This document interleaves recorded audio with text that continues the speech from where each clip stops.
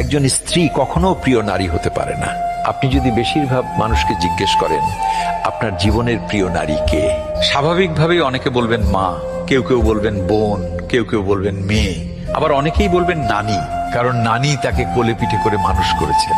কিন্তু আমি ভীষণ অবাক হই, এমন একজন মানুষও নেই যিনি বলবেন আমার জীবনের প্রিয় নারী আমার স্ত্রী। আসলে বাঙালিদের সমস্যাটা হলো স্ত্রীকে ভালোবাসি বললে মান সম্মান কমে যায়, স্ত্রীর কাছে ছোট হতে হয়, লোকে বউ পাগল বলবে, আবার অন্যান্য পুরুষের কাছে নিজের পৌরুষত্বটা একটু কমে যায়। আচ্ছা, এমন একজন পুরুষও কি নেই যার অসুস্থতার সময় তার স্ত্রী হাসপাতালের বেডের পাশে নির্ঘুম রাত কাটিয়েছে, কিংবা বাবার বাড়ির বিলাসবহুল বাড়ি ছেড়ে একসাথে জীবন যুদ্ধটা করবে বলে অল্প বেতনের ছেলেটার হাত ধরে বাড়ি ছেড়েছে? শ্বশুর বাড়ির ঝাল তরকারি খেতে না পারলেও বাবার বাড়ি থেকে ফোন এলে ঠিকই বলেছে আমি খুব ভালো আছি।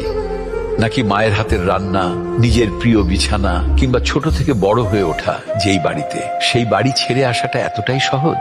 তাই একজন বউ কখনো প্রিয় নারী হতে পারে না, তার সেই যোগ্যতাই নেই।